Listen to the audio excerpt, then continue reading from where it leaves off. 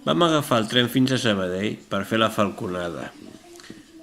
Per qui ho dubtin, aquí tenim una prova gràfica de que l'Albert va vindre.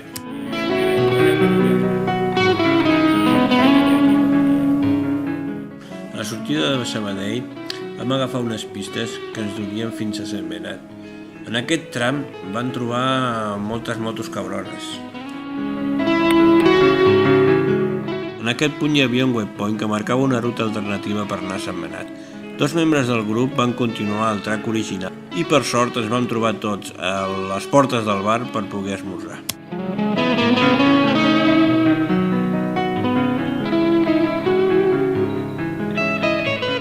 Sortim del bar al Parador, bon menjar i quantitat, per agafar la carretera que de seguir deixarem per entrar a la muntanya. Passem per Can Vinyals, Can Montllor de Dalt i Guanta, on comença una pujada que li diuen... ¡Ja puta!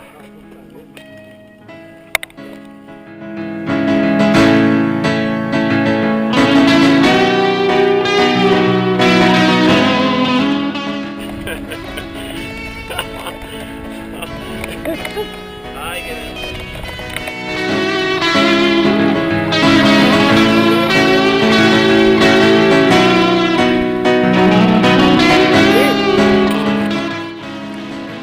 Un cop coronada la primera pujada forta del dia i passat Castellet, comencem a baixar per pistes i corriols fins a creuar un torrent que es deixa a les arenes, on agafarem la carretera per tornar a entrar al bosc i fer la segona pujada forta del dia, fins al Collet de la Bassa.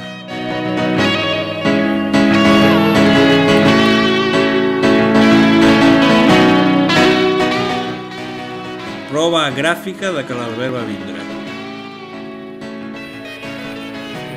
Molt bé, Jordi. A veure la puta mare, nen.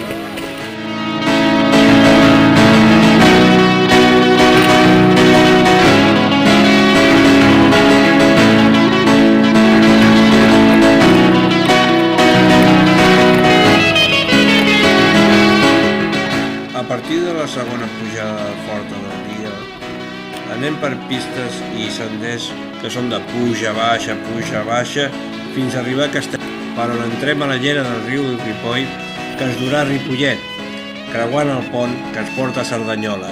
I aquí arribem a la marisqueria, on farem un bon àpat que ho teníem ben merescut.